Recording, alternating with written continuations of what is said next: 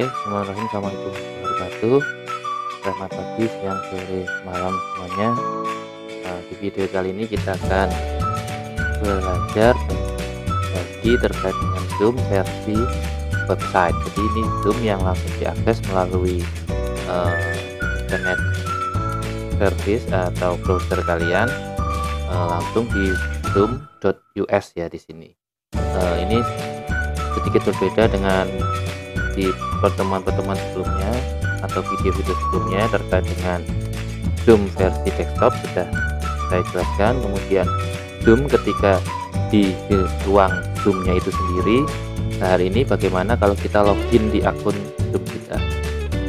Oke, yang pertama jelas harus login terlebih dahulu, masukkan username dan password, atau bisa sign up, karena untuk masa-masa sekarang ini Zoom itu ada gratis ya, akun Zoom untuk sign up, dan sekitar 40 menit pertemuan gratis yang bisa digunakan.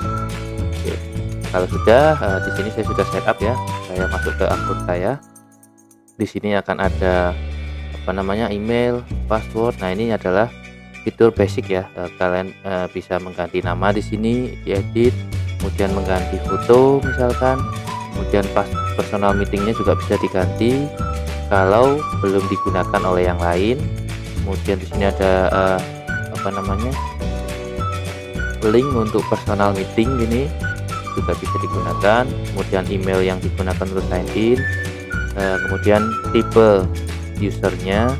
Dalam hal ini misalkan punya saya ada license Z, jadi ini sudah yang pro ya kalau salah, saya lihat dulu ya.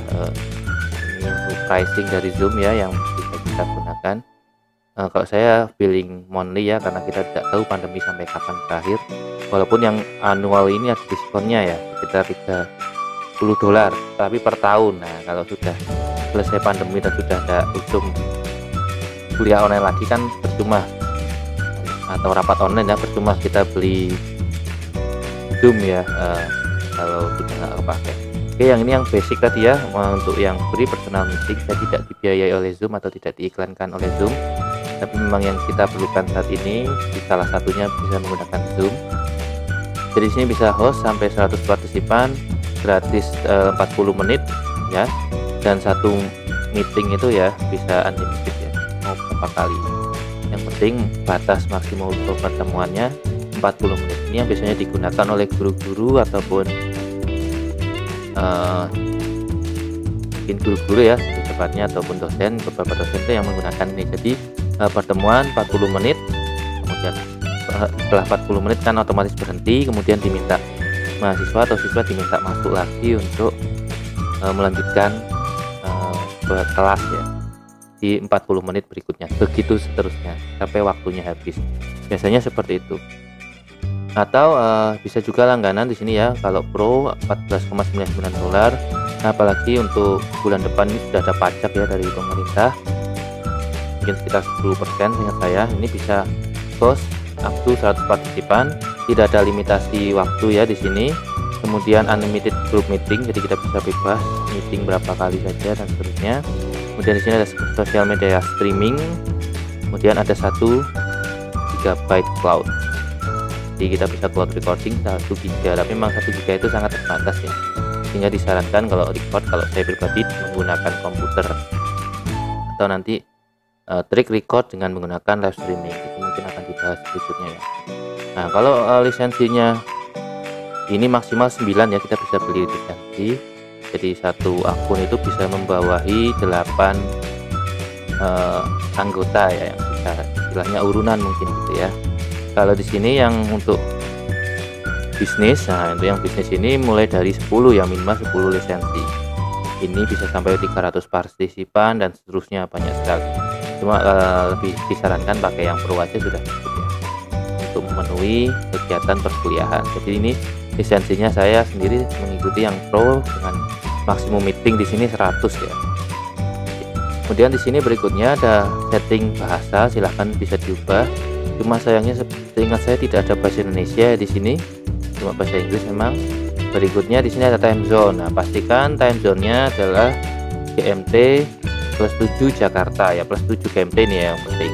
Kemudian format dari tanggal itu bisa diubah-ubah, Saya gunakan format seperti yang di Indonesia saja ya, ada tanggal, kemudian bulan, kemudian tahun. Ini bisa diubah ya, tinggal diedit saja di sini. Nah, ini beragam format ya.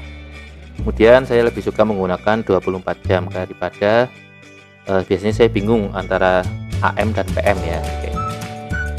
Dan itu kita juga bisa mengintegrasikan kalender ya, misalkan Google Calendar atau Microsoft Exchange atau Microsoft 365 dan kalender service lain di sini. Nah, untuk tutorialnya nanti berikutnya akan saya ulik terlebih dahulu dan akan saya share ya untuk terkait dengan kalender ini. Berikutnya password. Ini untuk password ketika kalian akan masuk ke akun Zoom ini bisa diubah juga. Host ini biasanya ketika kalian diminta untuk ketika yang saya gunakan itu ketika konsultasi ya, di sini ada live chat dengan agennya. Nah, nanti diminta host key kadang-kadang. Oke, saya tutup lagi. Kemudian di sini ada two factor authentication. Di sini authentication, mohon maaf. Ini biasanya digunakan verifikasi tambahan, seperti misalkan kalau saat ini kalau lagi login menggunakan Facebook itu kan kadang-kadang mendapat SMS, atau di Tokopedia dapat verifikasi, atau di bank biasanya ya itu dapat verifikasi SMS. Ini sama seperti itu. Jadi kalau ini dinyalakan nanti akan diminta password. Kemudian di sini menggunakan apa? Di sini menggunakan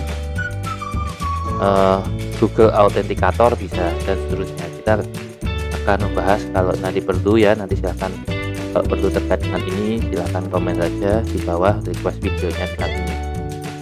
Kalau saya sih untuk sementara masih belum perlu. Oke. Berikutnya di sini sign in device. Di sini bisa sign me out from all devices. Jika dirasa ada hal login yang mencurigakan, kita bisa minta sign out semuanya. Kemudian kita bisa ubah password di sini supaya akun Zoom kita tidak dihack oleh orang lain. Jadi di sini juga bisa mengganti foto ya. Ini tinggal di quick change, kemudian upload ya foto yang akan digunakan. Di sini maksimal 2 mega ya yang diminta. Oke, selanjutnya ini yang bagian pertama ya, personal. Biasanya ketika diklik langsung muncul di sini. Nah, selanjutnya bagian atas ini hanya iklan, plus pricing ini terkait dengan biaya tadi, kontak sales ini kalau ingin menghubungi sales ya. Selanjutnya di sini ada schedule of meeting. Ini sama seperti yang di Zoom aplikasi ya, di desktop maupun di HP. Ini bisa kita gunakan untuk menjadwalkan pertemuan. Jadi langsung di sini ini langsung diberikan ya. Isinya sama, jadi bisa dilihat di video sebelumnya terkait dengan Zoom desktop ya. Ada topiknya apa, bisa dikasih deskripsi tambahan di sini. Kapan dimulai, kemudian jamnya, durasinya berapa lama, 1 jam, 2 jam dan seterusnya. Kemudian time zone-nya jelas. Nah, apakah ini meetingnya akan berulang? Nah, berulang setiap hari atau bagaimana? Misalkan berulang tiap hari ya, di sini ada daily. Atau misalkan setiap 2 hari sekali misalkan, atau tiap 4 hari sekali, atau tiap minggu, atau ini banyak ya, ada mingguan, ada yang bulanan, atau tidak tentu ya. Nah, ini misalkan ya, ini untuk pengulangan. Ya, misalkan saya ambil daily ya, di sini bisa dipilih misalkan setiap 2 hari sekali misalkan. Nah, ini end date ini kapan berakhirnya, bisa dalam bentuk tanggalan, misalkan ini sampai tanggal 5 bulan 10 ya, atau setelah, misalkan di sini setelah 7 kali pertemuan misalkan. Jadi ini bisa juga digunakan untuk kegiatan yang sifatnya reguler, misalkan perkuliahan atau kelas di sekolah ya. Oke. Berikutnya di sini ada registration di centang required. Ini jika meeting itu hanya bisa diikuti oleh peserta yang sudah registrasi atau pernah mendaftar di Zoom. Jadi harus login dulu di akun Zoom-nya, baru dia bisa bergabung dalam pertemuan. Selanjutnya di sini schedule for, ini digunakan jika akun Zoom kita itu membawahi beberapa akun Zoom yang lain.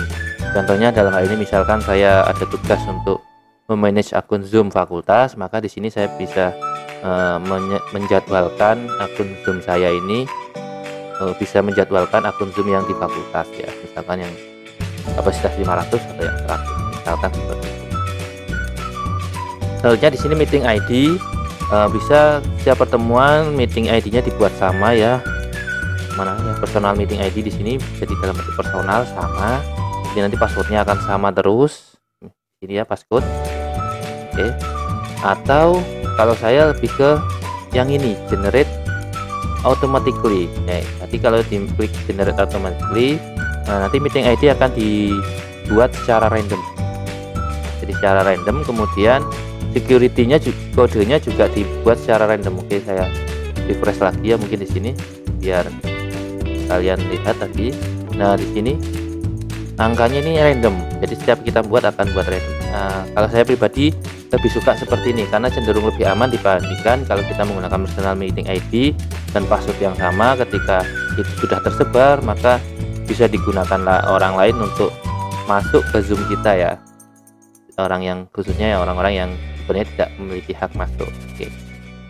Jadi ini bisa juga menggunakan passcode, bisa juga tidak. Tapi sekali lagi disarankan menggunakan kode. Selanjutnya security yang kedua, waiting room. Waiting room ini kemarin sudah saya bahas. Jadi sebelum peserta masuk ya, khususnya peserta biasa, ketika masuk itu kalau ada waiting room dicentang maka dia akan masuk jendela. Jadi dimohon menunggu, intinya gitu ya, mohon menunggu host untuk memasukkan Anda. Jadi gitu. Nah, sementara di ruang Zoom itu host sudah masuk dan mungkin panitia atau ada peserta lain yang sudah bisa dimasukkan terlebih dahulu. Mungkin untuk panitia itu perlu perlu adanya gladi bersih misalkan sebelum peserta dimasukkan, atau memang sengaja dibuat nanti sampai jam waktu yang ditentukan baru dimasukkan pesertanya, seperti itu. Ini fitur dari waiting room. Kalau ini tidak dicentang, maka peserta langsung otomatis masuk ketika host sudah membuka ruang virtual Zoom, gitu ya. Selanjutnya video ya, ini untuk menonaktifkan atau menaktifkan video. Yang pertama host ya, bisa di-on-kan langsung atau tidak. Di partisipan juga sama, bisa langsung di-on-kan atau tidak. Oke. Selanjutnya audio. Di sini audio saya sarankan menggunakan komputer audio. Kenapa? Kalau telepon kemarin sudah saya bahas di pertemuan sebelumnya. Nah, di sini kalau telepon harus telepon dari luar negeri karena tidak ada nomor Indonesia di sini. Sayangnya masih belum ada ya. Yang dekat ini Malaysia, Indonesia belum ada di sini ya. Sehingga kalaupun kita mau menggunakan suara yang menggunakan telepon biasa supaya lebih hemat maunya, tapi tetap saja teleponnya di sini telepon ke luar negeri sehingga akan menghabiskan biaya telepon internasional ya. Sehingga kalau menggunakan komputer audio ini, maka komputer audio ya seperti ini ya, mic dari laptop ataupun HP misalkan, kemudian ditransmisikan suaranya menggunakan internet. Oke. Atau bisa keduanya, tapi kalau saran saya tadi kalau orang Indonesia ya mungkin hanya komputer audio saja sudah cukup. Berikutnya meeting option. Di sini ada enable join host, enable join before host. Ini artinya ketika waktunya tiba atau peserta sudah tahu meeting ID dan passwordnya, jadi sebelum host itu membuka ruangan meeting, peserta bisa masuk. Kalau ini dicentang, sudah masuk sebelumnya itu bisa. Tapi kalau ini tidak dicentang, jadi peserta tidak akan bisa masuk walaupun sudah tahu meeting ID sama passwordnya, tidak bisa masuk selama hostnya belum membuka ruang virtual Zoom itu. Oke. Berikutnya di sini mute partisipan upon entry. Ini ketika partisipan masuk langsung otomatis di mute. Kalau saran saya ya lebih baik ini dicentang supaya ketika masuk kan kadang-kadang peserta tidak sadar kalau mic-nya nyala sehingga langsung di mute di sini otomatis. Ini ada versi minimumnya ya. Kemudian berikutnya only authenticated users can join. Ini sama kayak tadi, jadi di sini harus login dulu. Ini harus registrasi. Ini harus sama ya, harus login terlebih dahulu. Yang bisa join harus sign in dulu ya ke Zoom baru bisa masuk. Sama seperti yang ini. Jadi harus ada registrasinya. Kalau ini sama lah. Kemudian di sini breakout room pre-assign. Nah, ini nanti mungkin akan dibahas lebih detail di bagian breakout room ya. Saya ada rencana membuat tentang itu. Jadi di sini kita bisa menjadwalkan adanya kelas-kelas paralel ya, dan itu bisa kita agendakan terlebih dahulu. Jadi misalkan kita create room di sini, misalkan ada kelas 1, kelas 2, kelas 3. Nah, nanti kita bisa menambahkan partisipan di sini. Tahunya dari mana partisipannya? Kan namanya bisa jadi sama, bisa jadi beda. Nah, tahunya dari mana? Dari email dari partisipan itu. Jadi sebelum kita menjadwalkan di sini, itu disarankan kita harus tahu email dari partisipan ya. Email dari masing-masing partisipan, kemudian baru kita masukkan. Oke. Secara manual maksimum di sini 200 partisipan yang bisa kita istilahnya kita agendakan untuk masuk ke ruang-ruang paralel. Atau cara yang kedua dengan mengimport dari file CSV. CSV ini ya mirip-mirip Excel ya, jadi nanti ada file dari Excel ya, nanti dipilih yang save-nya dalam bentuk CSV. Itu yang ada 2 kolom ya di situ ya. Kolom pertama adalah nama ruangan. Ini ya, kolom pertama nama ruangan, kolom kedua email. Oke, kalau saya download ya misalkan ini template-nya ya. Itu intinya cuma 2 itu saja. Nah, ini contohnya ya. Pre-assign room name, nama ruangannya apa, kemudian email dari peserta yang akan dimasukkan ke dalam ruangan itu. Udah itu saja yang perlu ditambahkan di sini, kemudian bisa kita upload. Jadi kita tidak perlu menambahkan satu persatu dari sini. Nah, ini. Oke. Cuma sekali lagi di sini untuk mengagendakan breakout room tadi, peserta ke room mana itu dibatasi maksimum 200 partisipan. Oke. Dan kita juga bisa membuat ruang paralel itu maksimum 50 terlalu banyak ya, apalagi kalau kita peserta cuma 100 ya, buat apa buat breakout room 50 ya kalau menurut saya. Oke, itu bisa di sini ya. Selanjutnya di sini automatically record meeting. Ini ketika meeting itu sudah berjalan bisa langsung otomatis di record atau direkam ya. Ini ada 2 pilihan, bisa di komputer ataupun di cloud. Tadi saran saya di komputer saja karena cloud itu hanya 1 GB kapasitasnya gitu ya. Berikutnya kita juga bisa memberikan hak akses ke alternating host. Jadi selain kita bisa jadi orang lain membuka ruang Zoom sebagai host. Cuma kelemahannya di sini harus dalam satu organisasi, dalam satu manajemen yang sama. Kalau beda manajemen tidak bisa. Contohnya tadi ya FMIPA ya, misalkan saya tidak otomatis yang muncul. Jadi kalau misalkan punya FMIPA gini, tidak muncul otomatis. Jadi di sini akan diberikan email. Cuma tadi harus dalam satu manajemen. Kalau tidak satu manajemen tidak bisa. Sama seperti yang ini tadi, saya kebetulan bisa menjadwalkan 2 akun ini ya, karena saya ditugasi oleh fakultas. Ini schedule meeting ya, sama seperti yang di desktop sebenarnya, tapi saya jelaskan ulang sedikit ya, lebih detail di bagian desktop. Kemudian di sini kita juga bisa join meeting langsung via website. Jadi di sini ada personal linknya atau meeting ID-nya. Pas nanti di join nanti akan muncul password. Jadi tidak perlu download sebenarnya terkait dengan Zoom web desktop yang seperti ini yang dulu kemarin sudah kita bahas. Kita juga bisa. Atau host meeting langsung di sini ya. Di sini with video off, with video on, atau share screen only, sama ya. Cuma kalau saya sarankan kalau bisa install aplikasi saja, lebih optimasinya lebih baik dibandingkan dengan menggunakan browser seperti ini.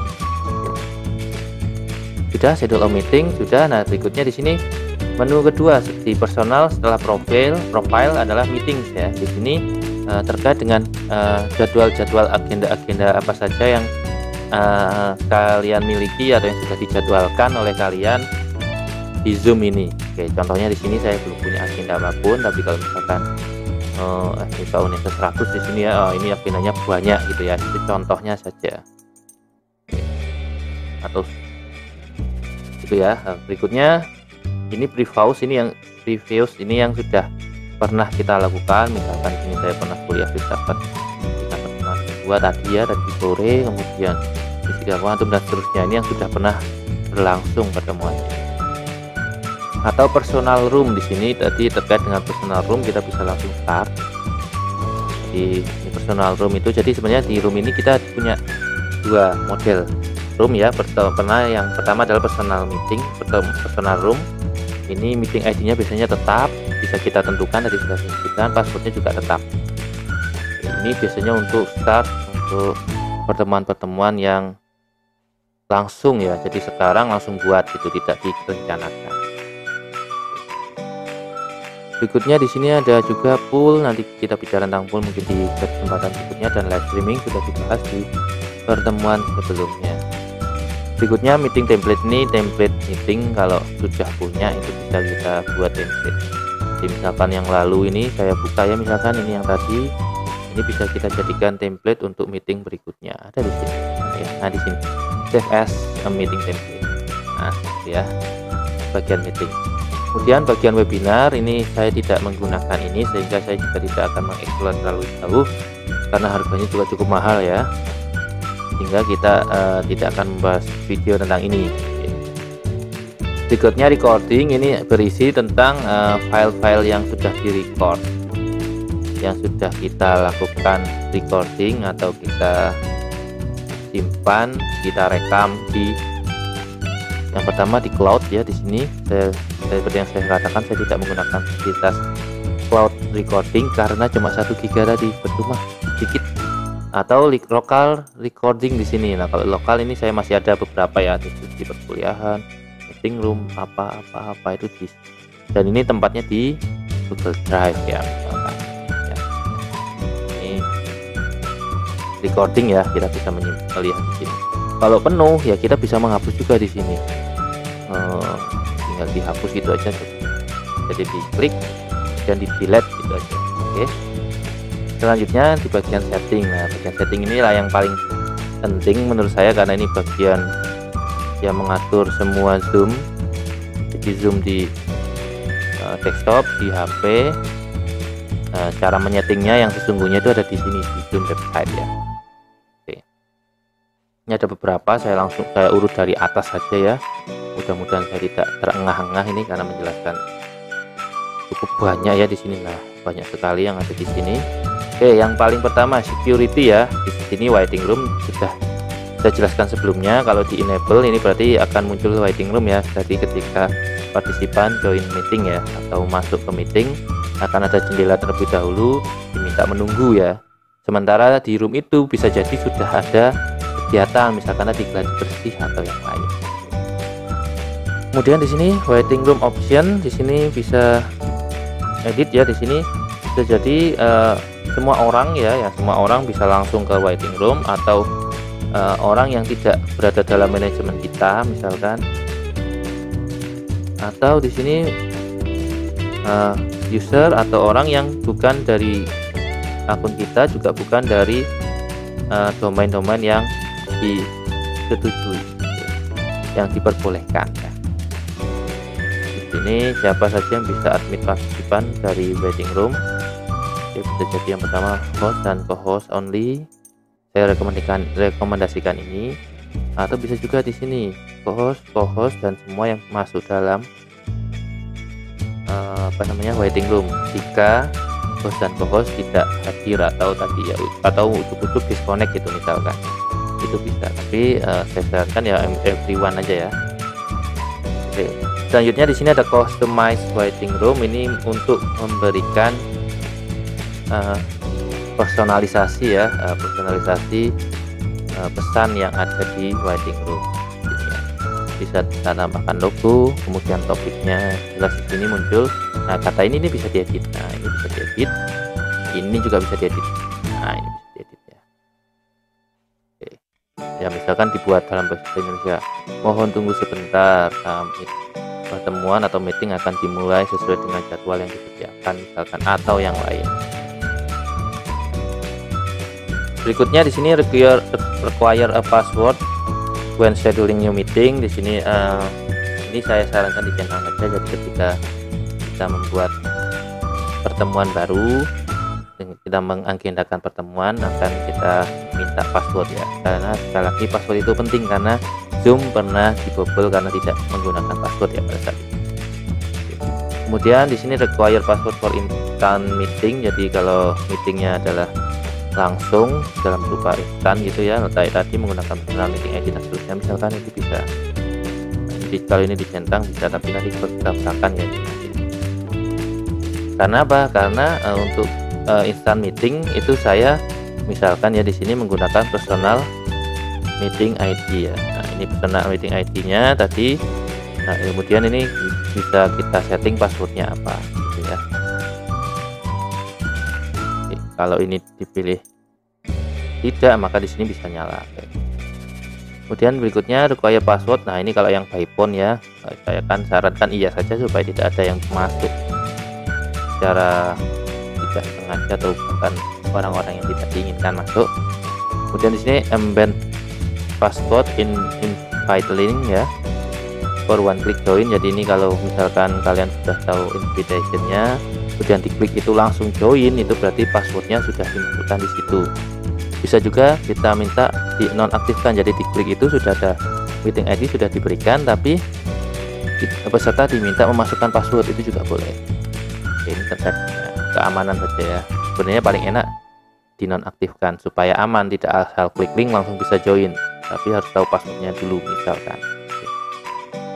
Ini sama ya, only authenticated user can join, jadi harus diautentifikasi dulu ya baru bisa join ya. Nah, kemudian di sini yang web client ya, yang web client itu ya ini yang join meeting menggunakan browser internet seperti ini. Itu harus authenticated user misalkan ini. Pengaturan terkait dengan security. Berikutnya terkait dengan schedule meeting, host.io ya, di sini ya bisa dinyalakan, bisa dimatikan. Nah, kalau saya sih memang ya dinyalakan aja. Partisipan video ini sama seperti tadi ya, dinyalakan aja misalkan. Ini sebenarnya setting default awal untuk bagian ini schedule meeting ini ya. Jadi intinya hampir sama.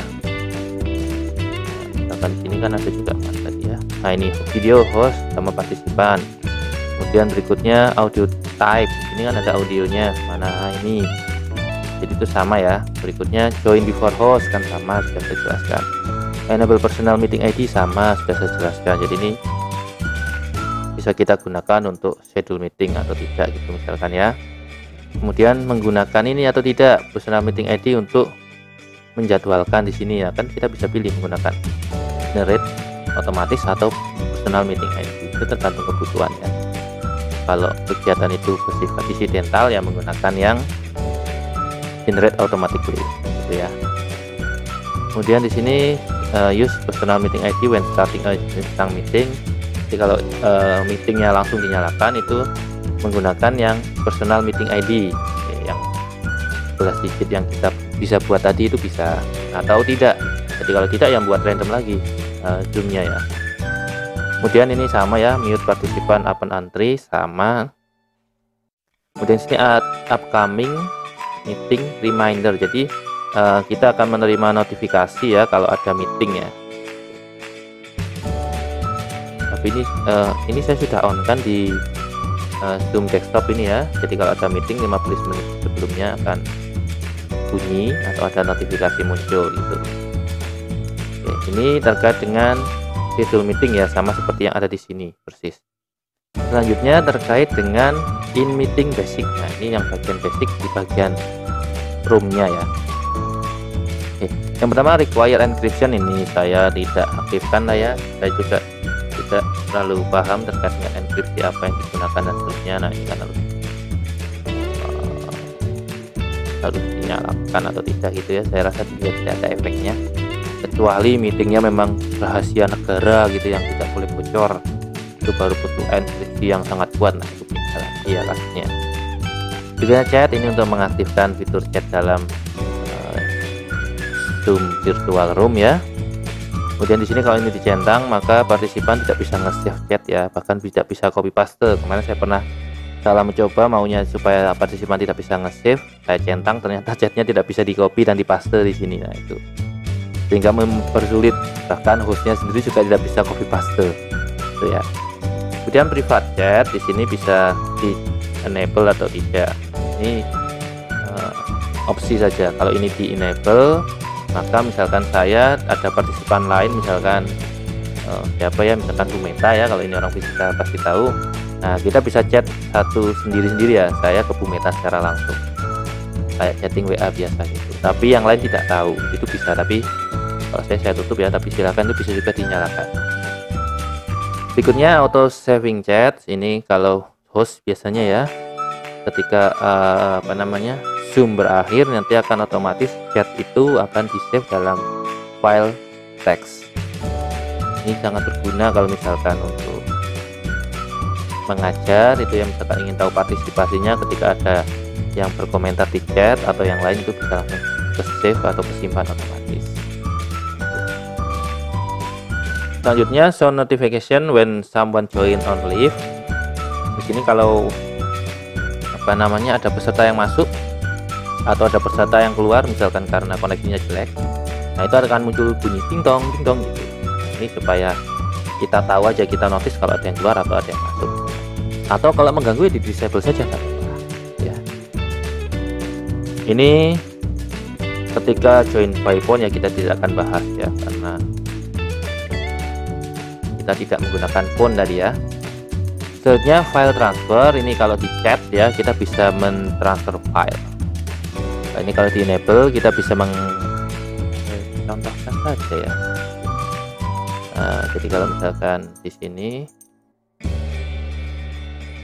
ini kalau di enable ya, ini chatnya, dan di sini ini kalian bisa mengupload file, nah, bisa mengirim file ke dalam chat, bisa dari service cloud ya, di sini penyimpanan cloud atau dari komputer kalian. Nah filenya juga bisa dibatasi apa saja yang bisa diupload. Kalau centang misalkan .text, .doc, .excel, .nya itu loh yang bisa disaring di sini ya. Saya tidak usah apa-apa. Selanjutnya feedback to Zoom. Nah feedback to Zoom ini saya buka saja, nanti kalau perlu baru buka lagi. Feedback to Zoom, misalkan kita bisa memberikan feedback atau umpan balik atau saran ya untuk Zoom ketika meetingnya dimatikan. Ini saya buka saja contohnya. Oke, yang bawah juga ya, misalkan ya saya nyalakan itu. Ini saya nggak tahu host bisa apa tidak, biasanya kalau partisipan itu akan muncul ya. Oke, misalkan saya end meeting gitu ya. Oke, kalau di sini nggak muncul apa-apa ya. Oke, saya ulang lagi. Kalau partisipan itu akan muncul, jadi akan muncul survei, kritik dan saran untuk Zoom gitu ya. Dan saya tidak usah lah buat apa. Sama juga yang ini untuk feedback ya. Oke, jadi feedback terkait dengan Zoom itu perlu atau tidak ketika meeting berakhir. Menu berikutnya terkait dengan co-host. Nah, ini co-host, kalau misalkan host itu sendirian, kemudian pesertanya itu lebih dari 40 atau 50, itu biasanya kita akan kerepotan, sehingga kadang-kadang akan dibantu oleh co-host di sini. Adapun co-host bedanya dengan no-host, kemudian apa saja fitur yang bisa dilakukan itu bisa dilihat di video bagian host dan co-host ya. Oke. Intinya sebenarnya hampir sama antara host dengan co-host, cuma memang host itu bisa, bedanya dia bisa menugasi co-host, dan yang kedua dia bisa mengaktifkan atau menyalakan live streaming. Itu saja sebenarnya bedanya. Selain itu sehingga saya tidak, tapi lebih lanjut bisa lihat di video ya yang sudah saya bahas tentang host dan co-host. Kemudian polling ini digunakan, kita bisa menggunakan survei ya ketika Zoom itu berlangsung. Saya buka meeting lagi, di sini akan muncul menu poll ya di bagian host. Nah ini push. Nah tapi kita memang harus buat sendiri dan buat satu-satu, sehingga saya sendiri sepertinya akan mendisable ini ya, karena tidak perlu. Jadi ini kalau di disable maka maka otomatis ini sudah hilang nanti kalau ini sebagai end meeting. Itu aja ya.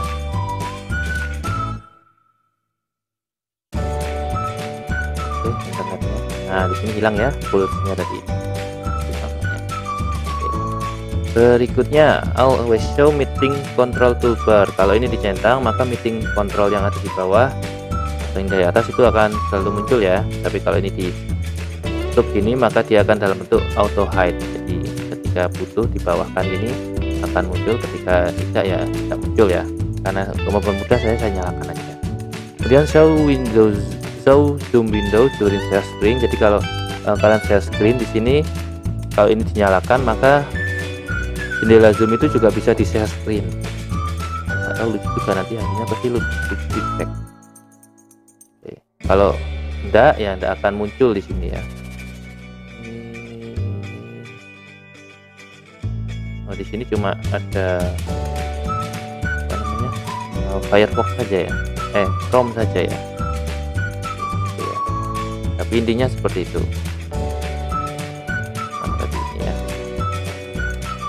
Saja screen sharing ini yang biasanya kita gunakan dalam rapat, dalam kuliah, dalam kegiatan presentasi ini ya, yang berkeluar ini bisa dinonaktifkan, bisa diaktifkan. Tapi kalau dinonaktifkan maka esensi dari Zoom itu akan hilang ya.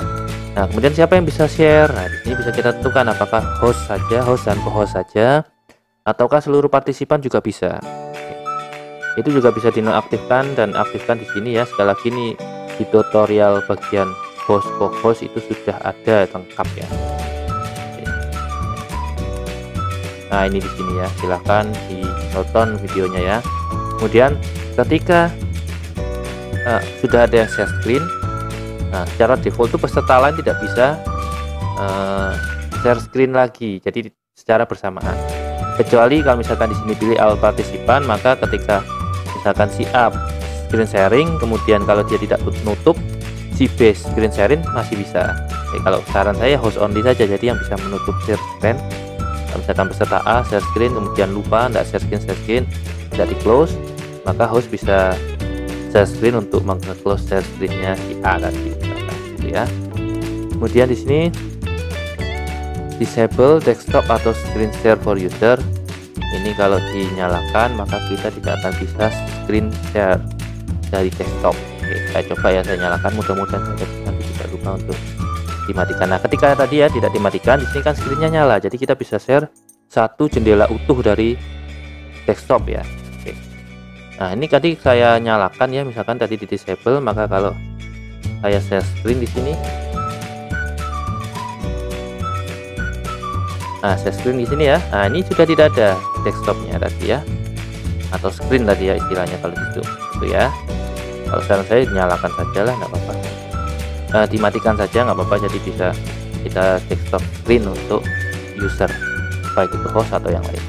Annotation, di sini kita bisa membuat annotation atau coret-coret ya istilahnya.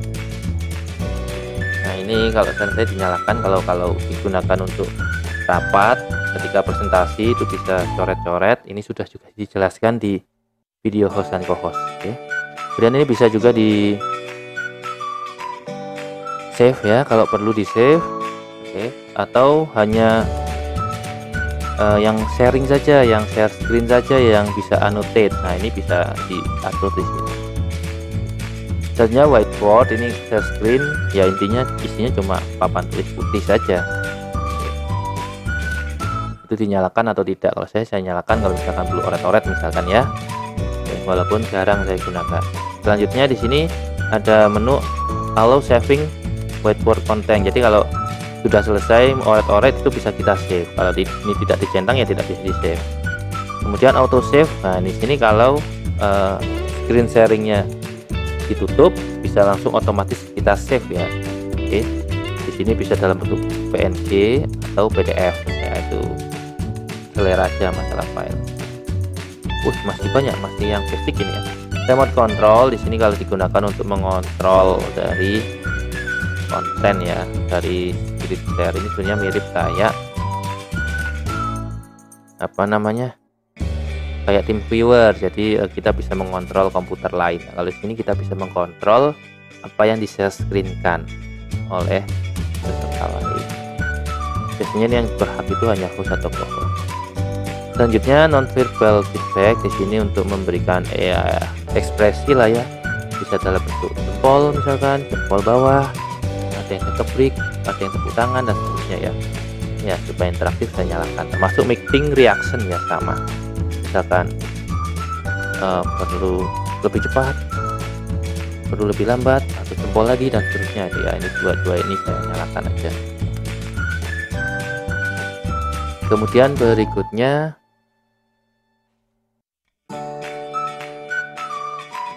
di sini allow remove participant to rejoin. Jadi kalau ada partisipan yang mengacau misalkan, ini saya centang aja ya, saya perlu pada centang. Kemudian dia ingin join lagi, itu bisa. Kalau tidak, misalkan kita remove atau mungkin ke remove, kalau ini tidak dicentang ya, maka dia tidak bisa join lagi karena di blacklist oleh Zoom-nya gitu ya. Ya supaya aman ya kita nyalakan aja lah supaya bisa join lagi. Siapa tahu memang kesalahan kita tidak sengaja mengeluarkan ya. Kemudian allow participant to rename themselves itu digunakan untuk mengganti nama ya. Partisipan boleh mengganti nama. Kalau ini tidak dicentang maka partisipan tidak bisa mengganti nama di ruang virtual.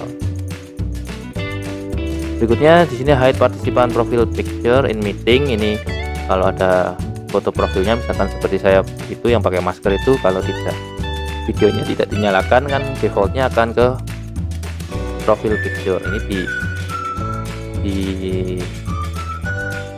dinonaktifkan saja. Kalau diaktifkan maka ya itu akan di hiding atau disembunyikan ya fitur itu. Oke, selanjutnya yang bagian advance.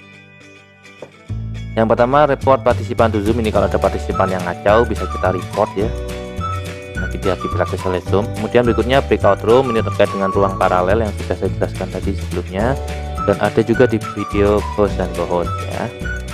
Kemudian berikutnya di sini yang penting tadi yang centangan ini harus saran saya dicentang. Jadi allow host to assign participant to breakout room when scheduling. Jadi kalau tadi ketika kita menjadwalkan, kita bisa merencanakan partisipan ini masuk ke breakout room 1, 2, 3 atau 4 yang tadi kita bahas tadi ya. Oke. Berikutnya remote support, ini yang tadi saya katakan mirip dengan TeamViewer juga. Jadi ini kalau ini diaktifkan, biasanya nggak mau ya kalau ini diaktifkan akan bentrok, ingat saya ya kan, bentrok sama breakout room. Jadi kalau ini diklik maka nanti bisa jadi kita meremote komputer atau perangkat dari partisipan.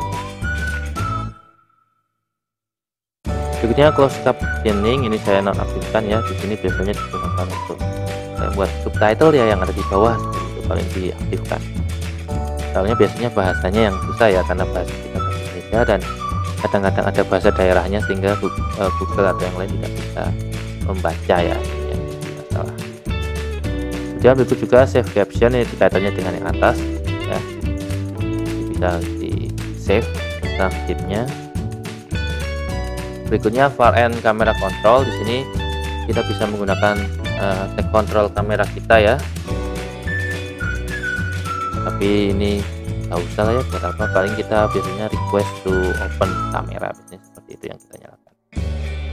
Selanjutnya grup HD video ya, ini kalau diklik maka video yang digunakan nanti dalam bentuk HD ya, high definition, kualitasnya tinggi.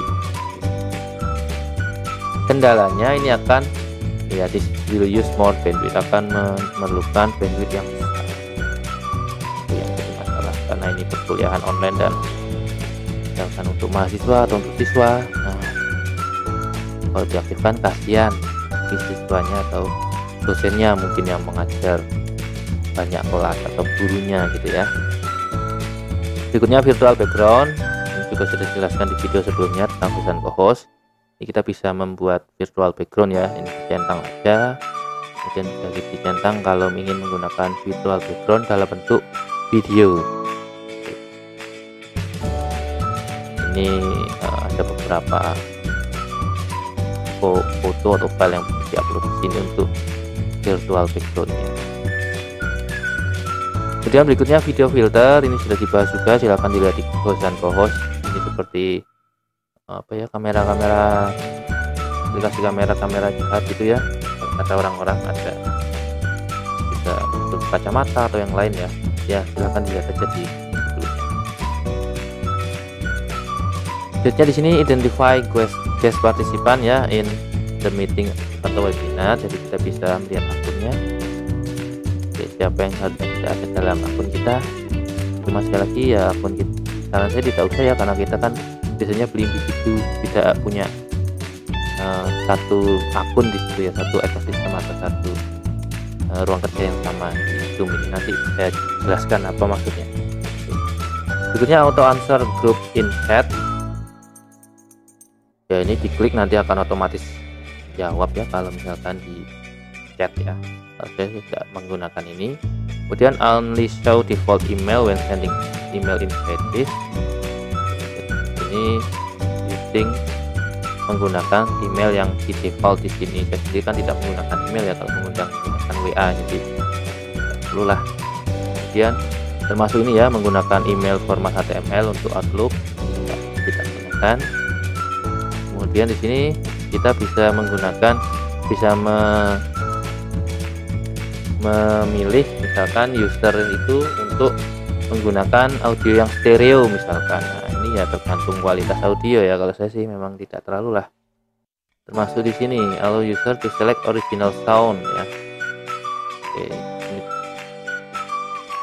Kemudian select data center for meeting, ini biasanya kita otomatis ya, daripada kita pilih-pilih di sini. Nah itu pusing, mending saya otomatiskan aja.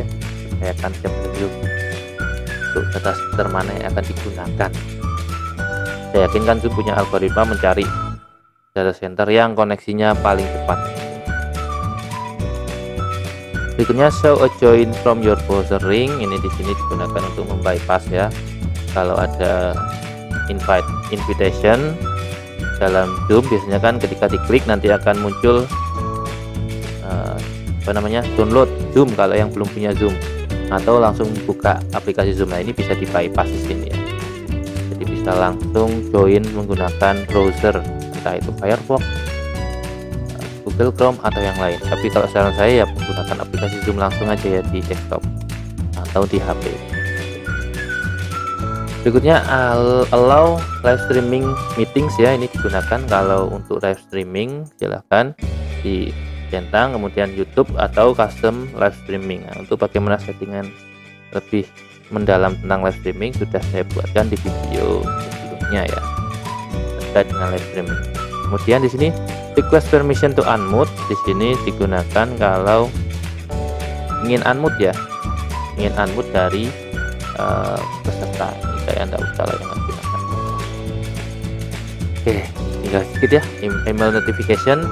Di sini ya kalau ada email kalau ketika misalkan ada apa-apa dan apa gitu ya, misalkan ketika recording kan, ketika record kan butuh proses. Nah kalau prosesnya selesai misalkan, kemudian karena saya nggak gunakan, terusnya saya nonaktifkan ya. Kemudian kalau ada peserta yang sudah join sebelum hostnya join, kemudian meetingnya di cancel misalkan, dapat email ya, ini kalau saya debulkan ya. Misalkan ketika alternatif hostnya membuat meeting atau remove meeting misalkan, kemudian di sini seseorang menjadwalkan meeting, itu juga kita dapat email misalkan. Atau ketika cloud recordingnya dihapus karena jadi kapasitasnya yang sangat rendah misalkan gitu ya. Oke, berikutnya terakhir bagian order di sini ya. Yang pertama blur snapshot on iOS task manager ya, karena saya bukan pengguna iOS, saya tidak paham tentang ini, silahkan diinterpretasikan sendiri khusus untuk pengguna iPhone ya. Selanjutnya invitation email, ini bisa kita ubah bahasanya. Sayangnya ya sekali lagi belum ada bahasa Indonesia di sini ya. Padahal saya yakin pengguna Zoom di Indonesia ini sangat meningkat drastis ya. Oke. Kemudian email itu untuk email default juga bisa kita ubah ya, misalkan di sini. Nah ini untuk yang pertama ini masih sama, tapi bagian bawah itu bisa kita tambahi kalimat-kalimat tertentu. Misalkan di sini virtual Zoom dibuka kapan, kemudian menggunakan sesuai dengan misalkan dan seterusnya. Itu hanya pengumuman yang ketika invitation tadi dibagikan ya, sekalian ngetiknya mungkin.